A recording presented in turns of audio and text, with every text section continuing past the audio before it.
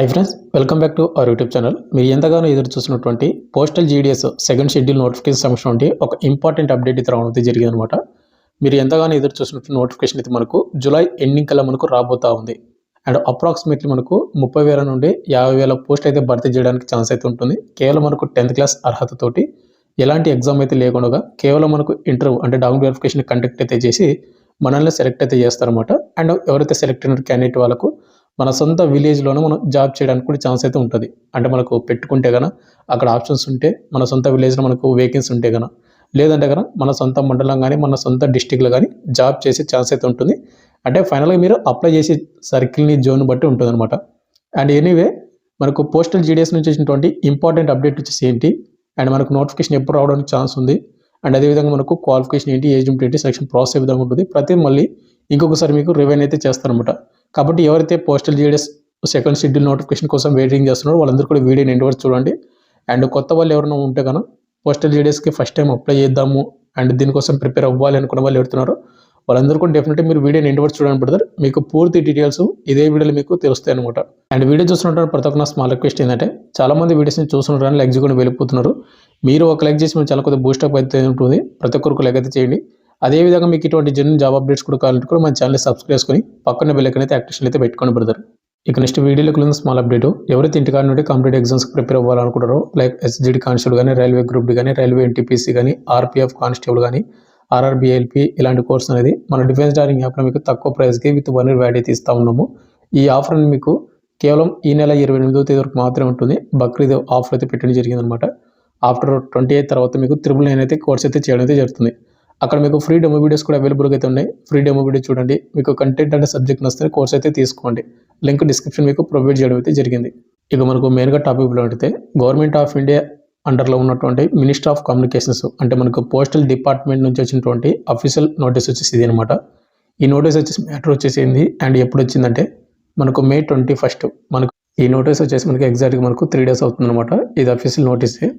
ఇక్కడ మనకు చూసుకున్నట్లయితే సబ్జెక్ట్ వచ్చేసి GDS rule 3 online transfer circle May 2026 schedule of మనకు యాక్టివిటీస్ అయితే మెన్షన్ చేశారు. పైన మనకు 2 వచ్చేసి మనకు all chief post master general. దీని మెయిన్ హెడ్డింగ్ మ్యాటర్ వచ్చేసిందంటే మనకు ఆన్లైన్ ట్రాన్స్ఫర్ సర్కిల్స్ అయితే జరుగుతాయి అనమాట. జీడీఎస్ ఎవరైతే జాబ్ చేస్తూ ఉన్నారో ప్రజెంట్ 2 years కంప్లీట్ అయినట్టు వాళ్ళు ట్రాన్స్ఫర్స్ అయితే పెట్టుకోవచ్చు. ఇప్పుడు ఎగ్జాంపుల్గా ఇప్పుడు నార్త్ ఈస్ట్లో ఎవరైనా మన తెలుగు వాళ్ళు అప్లై అంటే జాబ్ చేస్తూ ఉంటారు అనుకో, 2 years కంప్లీట్ అయిన వాళ్ళు అదే సర్కిల్లో కానీ లేకపోతే మన వేరే సర్కిల్ కానీ ట్రాన్స్ఫర్ చేసుకోవడానికి అవకాశం అయితే ఉంటుంది. వాటికి సంబంధించిన అప్డేట్ అనమాట ఇది. అండ్ దీనికి అండ్ పోస్టల్ జీడీఎస్ నోటిఫికేషన్కి ఏంటి సంబంధం అంటే ఇప్పుడు వాళ్ళు ట్రాన్స్ఫర్స్ పెట్టుకున్న తర్వాత కొంతమంది ఖాళీలు ఏర్పడతాయి అక్కడ ఉన్నటువంటి సర్కిల్స్కి, వాటి వేకెన్సీ మళ్ళీ కూడా వాళ్ళు ఫిలప్ అయితే చేయాలి. ఎక్కడెక్కడ ఆల్ ఓవర్ ఇండియా మొత్తం మీద ఏ సర్కిల్లో ఎన్ని వేకెన్సీ ఉన్నాయి, ఎక్కడ ఖాళీలు ఉన్నాయని మొత్తం కూడా వాళ్ళు వెరిఫై చేసి మళ్ళీ మనకు ఇప్పుడు వచ్చే postal GDS second schedule notification ఉంది కదా, వాటిలో మనకు భర్తీ చేస్తారనమాట. అన్నీ కూడా వేకెన్సీ అన్నీ కూడా.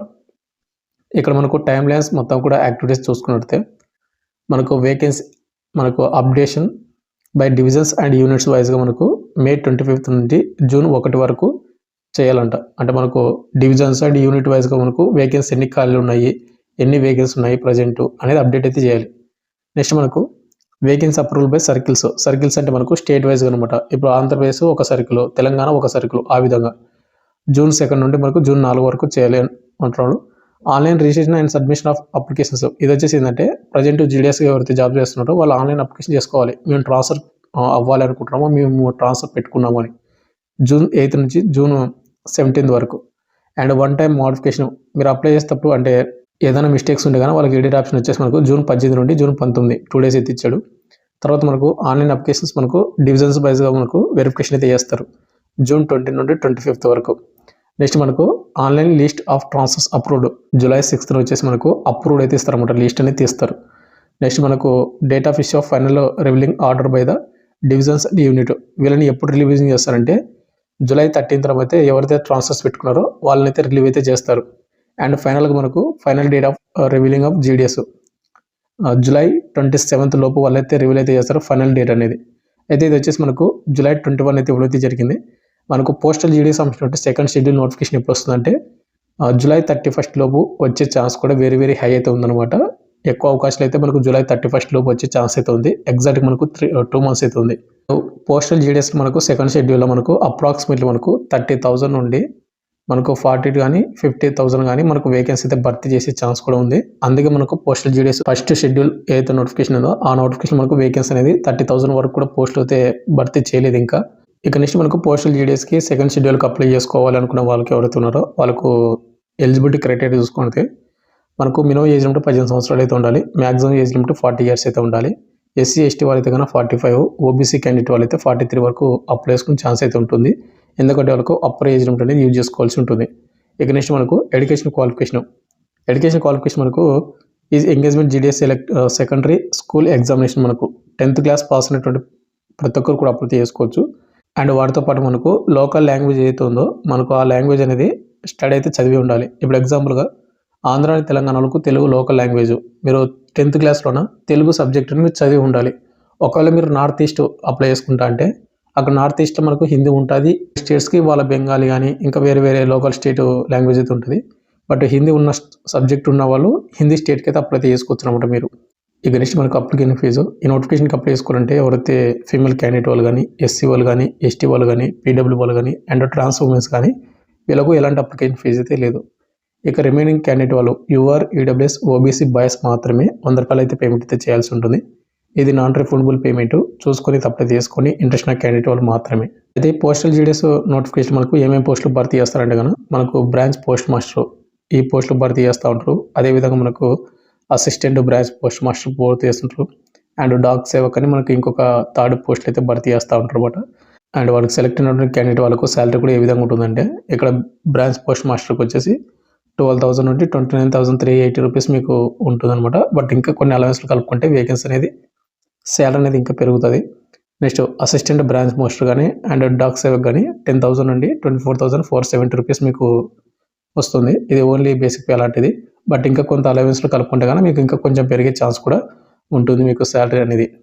ఇక నెక్స్ట్ మనకు సెలక్షన్ ప్రాసెస్ చూసుకున్నట్టయితే మీ అప్లికేషన్స్ అన్నీ కూడా మనకు షార్ట్ లిస్ట్ అయితే చేస్తారు. షార్ట్ లిస్ట్ చేసి మనకు ఈ షార్ట్ లిస్ట్ కూడా ఏ విధంగా చేస్తారంటే సిస్టమ్ జనరేటర్ అనమాట.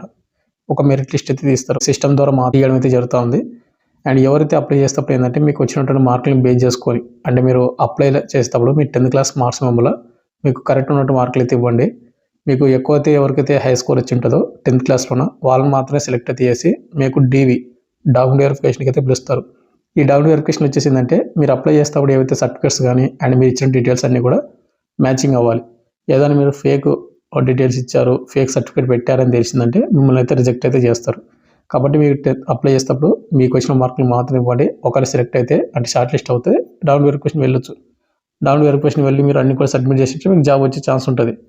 మీరు ఏదైనా మిస్టేక్ ఇచ్చారంటే మీకే ప్రాబ్లం అవుతుంది. కాబట్టి చూసుకోండి. ఎవరికైతే హై స్కోర్ వచ్చి ఉంటుందో 10th క్లాస్లోనే ఎక్కువ స్కోర్ వచ్చిన వాళ్ళు మాత్రం అప్లై చేయడం బెటర్ అనమాట. అండ్ దీనికి ఎలాంటి ఎగ్జామ్ కానీ ఎలాంటి రన్నింగ్ కానీ ఏది కూడా కండక్ట్ అయితే చేయరు. సింపుల్గా మీకు వచ్చిన మార్కులని షార్ట్ లిస్ట్ చేసి మీ సర్టిఫికేట్స్ అనేది తర్వాత డాక్యుమెంట్ వెరిఫికేషన్కి అయితే పిలుస్తారు. ఈ డాక్యుమెంట్ వెరిఫికేషన్ అయిపోయిందంటే సెలెక్ట్ అయిన క్యాండిడేట్ వాళ్ళకు 3 days అయితే మీకు ట్రైనింగ్ ఉంటుంది. ఈ 3 days ట్రైనింగ్ అయిపోయిన తర్వాత మీకు పోస్టింగ్ అయితే ఇవ్వడం అయితే జరుగుతుంది అనమాట. ఇంటర్వ్యూకి వెళ్ళేటప్పుడు ఏమేమి తీసుకుని వెళ్ళాలి అంటే కనుక అంటే ఎవరైతే సెలెక్ట్ అయిన క్యాండిడేట్ వాళ్ళకు మార్క్ షీట్ మేము identity proof, caste certificate, PW అయితే పీడబ్ల్యూ సర్టిఫికేట్, ఈడబ్ల్యూఎస్ అయితే ఈడబ్ల్యూ సర్టిఫికేట్, ట్రాన్స్జెండర్స్ అయితే transgender certificate and date of birth 10th certificate సరిపోతుంది దీనికి. అండ్ మనకు గవర్నమెంట్ హాస్పిటల్లో ఇష్యూ చేసినటువంటి ఒక మెడికల్ సర్టిఫికేట్ కూడా తీసుకుని వెళ్ళాల్సి ఉంటుంది. ఈ సర్టిఫికేట్స్ అన్నీ కూడా మీరు 1 set ఒరిజినల్ అయితే ఉండాలి. అదేవిధంగా 2 sets జిరాక్స్లు అయితే తీసుకుని వెళ్ళాలి. అండ్ ప్రతి జిరాక్స్ కింద మీరు కంపల్సరీగా సెల్ఫ్ టెస్ట్ అయితే చేయాల్సి ఉంటుంది. అండ్ ఫైనల్గా వచ్చేసి ఇంతే బ్రదర్, మనకు పోస్టల్ జీడీఎస్ సంబంధించిన సెకండ్ షెడ్యూల్ నోటిఫికేషన్ వచ్చేసి మనకు జూలై ఎండింగ్ 31st కల్లా కంపల్సరీగా వచ్చే ఛాన్స్ కూడా ఉంటుంది మనకు.